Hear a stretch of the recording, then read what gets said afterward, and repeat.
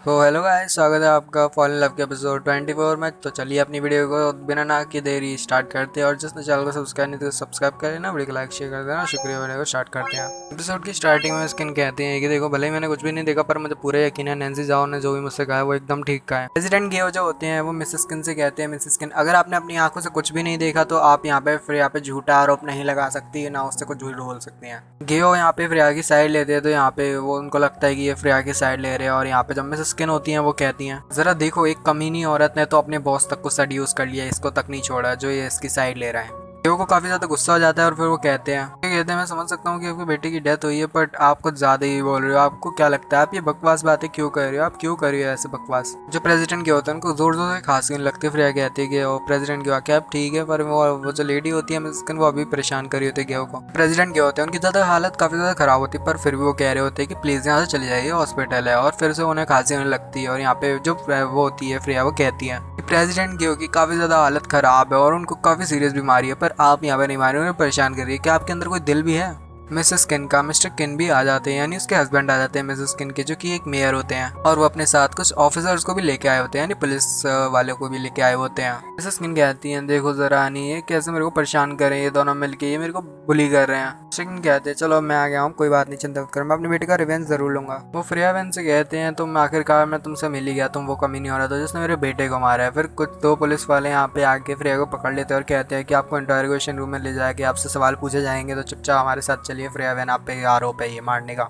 एक lady officer जो होती है फ्रेया को इंटरोगेशन रूम में धक्का दे देती है और फ्रेया को एक चेयर के साथ बांध देती है, उसके हाथ पैर बांध के। फ्रेया अपने आप से कह रही होती है, फ्रेया वेन तुम्हें खुद से शांत रहना पड़ेगा, और जो भी ये सवाल करे, झूठे आरोप तुम पे लगाए जाएंगे, तुम्हें ध्यान से इनके जवाब देने में। तुम्हें पता है कि ये तुमसे बस तुम्हें ज़्यादा देर तक ऐसे ही रखेंगे। 7 घंटे बीत जाते हैं। फ्रेया कहती है, मुझे भूख लग रही है, और मॉम डैड और एना क्या वो घर पे ठीक सलामत होंगे? फ्रेया को आवाज आती है, कोई आ रहा होता है, तभी एक लड़का के बोलता है, तो तुम हो फ्रेया वैन, तो तुम पे ही वो किसी को सैमुअल को मारने का आरोप लगा है। फ्रेया कहती है कि मैं बाथरूम जाना चाहती हूँ तुम्हारे ये सब शुरू करने से पहले। पुलिस ऑफिसर फ्रेया से कहता है, फ्रेया वैन आप भी अभी तक यहाँ पे मजाक के मूड में, मेरे ख्याल से आपका जो दिल है काफी ज्यादा स्ट्रांग है जो आप यहाँ पे भी मजाक कर रही हो। फ्रेया वैन हंसते हुए कहती है कि देखो, मैंने कुछ गलत किया ही नहीं है, तो भला मैं यहाँ पे भला ऐसा क्यों बिहेव करूंगी जैसे मैंने कुछ गलत किया और मैं उसको छुपाने की कोशिश करूँ? मैंने कुछ गलत किया ही नहीं है। जो अफसर होता है जो फ्रेया को इंटेरोगेट कर रहा होता है वो कहता है, हंसते हुए वो कहता है, चलो आज मैं पहली बार किसी से मिल तो लिया जो कि इतना ज़्यादा स्ट्रांग है, और वो यहाँ पे देखते कितनी बार देर तक मुझसे झूठ बोल सकता है। प्रिया कहती है, मुझे सब पता है, तुम्हारे जैसे मैंने बहुत देखे हैं, मुझे सब कुछ पता है, मुझे सब कुछ पता है इस बारे में कि अगर तुम्हें 24 आवर के अंदर अंदर एविडेंस कोई मिला नहीं मेरे से, तो तुम्हें मुझे यहाँ पे छोड़ना पड़ेगा।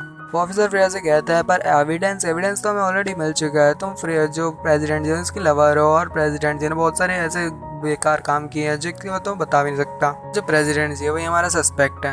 अब तो पुलिस ऑफिसर होता है वो कहता है, देखो जो सैमुअल किन पे जो गुस्सा हुआ था वो कौन था? वो हमारा प्रेसिडेंट जी था, यानी वो विंसेंट तुम्हारा, क्योंकि तुम्हारा विंसेंट लवर था, तो उसको काफ़ी ज़्यादा गुस्सा आ गई और उसने गैंगस्टर, वैसे भी वो गैंगस्टर तो है ही, और उसने साथ ही सैमुअल किन की जान ले ली क्योंकि उसने तुम्हारे साथ बेकार किया था इस वजह से।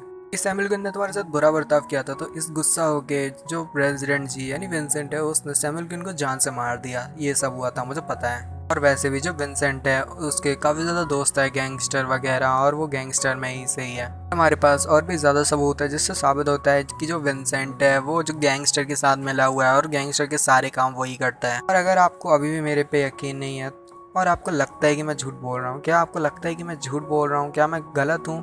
जोर जोर से हंसने लगती है। पुलिस वाला कहता है, आखिर इसमें हंसने वाली क्या बात है?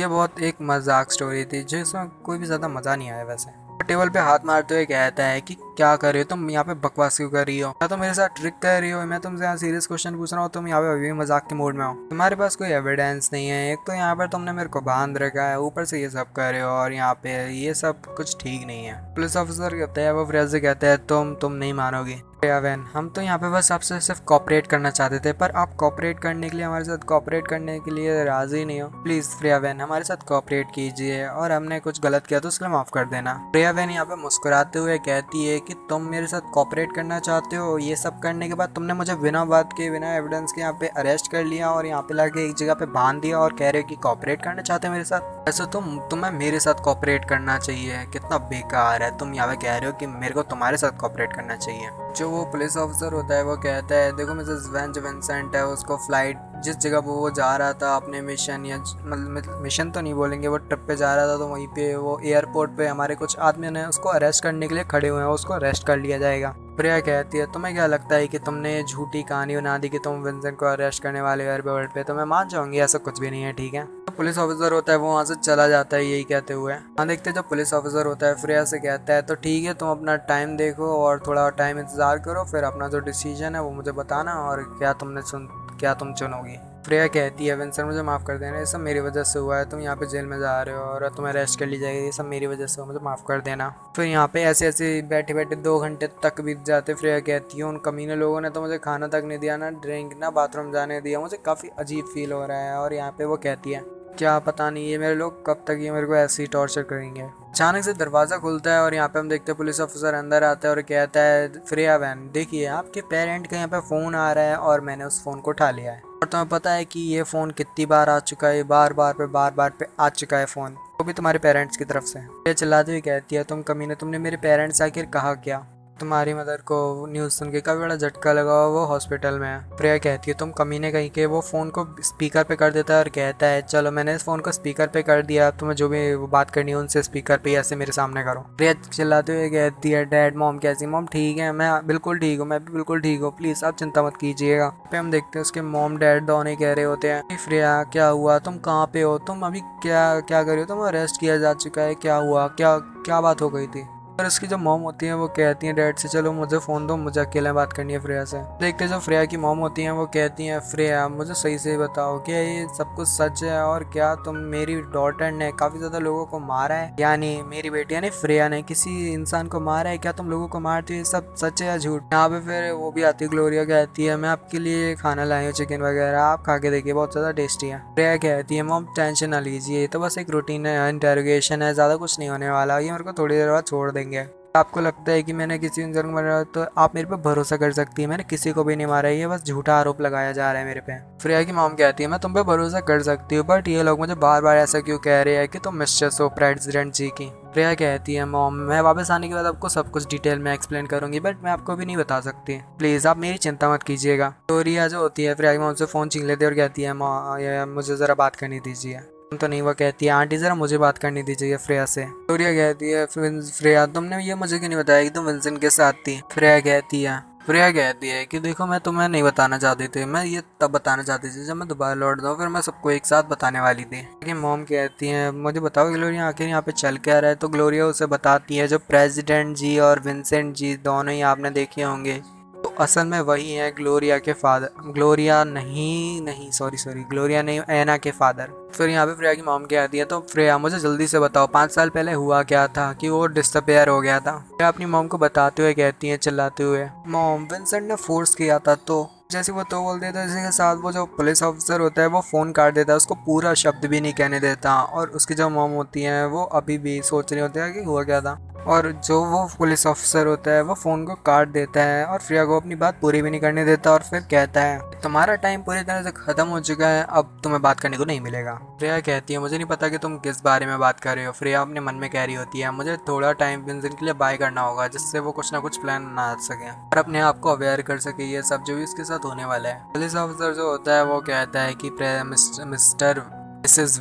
मिस वैन आपके लिए यही ठीक होगा कि आप ज़्यादा इनोसेंट बनने की कोशिश ना करें, सही से अपना जो है जवाब हमें बता दें। जो पुलिस ऑफिसर होता है वो कहता है हमें सही से एक बात का जवाब दे दे, जो प्रेसिडेंट जी है वो एक गैंगस्टर जिसका नाम टोनी भाई उसके साथ मिला हुआ है, क्यों है ना। क्या कहती है कौन, तुम किसकी बात कर रहे हो, कौन टोनी भाई, मैं किसी टोनी भाई को नहीं जानती। अपने पास एक फ़ोटो निकालने लगता है और कहता है अच्छा तो तुम इस बंदे को नहीं जानती, और वो फ़ोटो में एक लाल बंदे को दिखाते हुए कहता है क्या तुम वाकई में इसको नहीं जानती, क्या आप तुम्हें ये याद आया ये लाल बालों वाला बंदा जो कि विंसेंट के साथ खड़ा है। तो फ्रेया होती है वो कहती है अच्छा तो ये टोनी भाई है, पर इसने तो मुझे कहा था कि ये डेविड है एक चाइनीज़ अमेरिकन।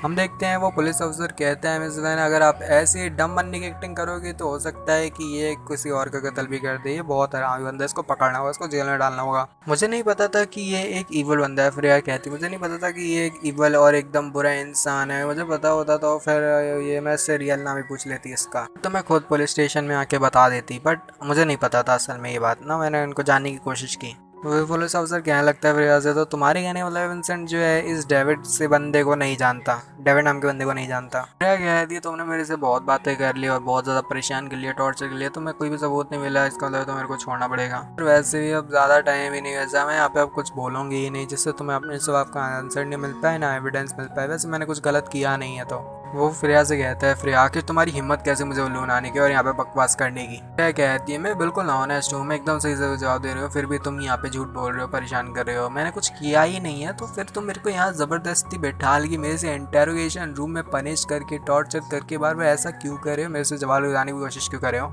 और ये तो बिल्कुल एक मीनिंगलेस है टॉर्चर है, ये बिल्कुल बकवास है, कुछ भी नहीं है इसमें और भी फालतू में तुम मेरे को यहाँ बैठा के टॉर्चर कर रहे हो, बिल्कुल बकवास है। और मैं तुम्हारे किसी भी जवाब का आंसर नहीं देने वाली, मतलब किसी भी क्वेश्चन का आंसर नहीं देने वाली। फिर वो उससे कहता है फ्रिया वैन अब तुम ज़्यादा ही हो रहे हैं, और वो फ्रिया को फिर यहाँ पे थप्पड़ मारने वाला होता है। इसी के साथ ये वाला एपिसोड यहीं पे खत्म हो जाता है। लेकिन वीडियो तो बाय।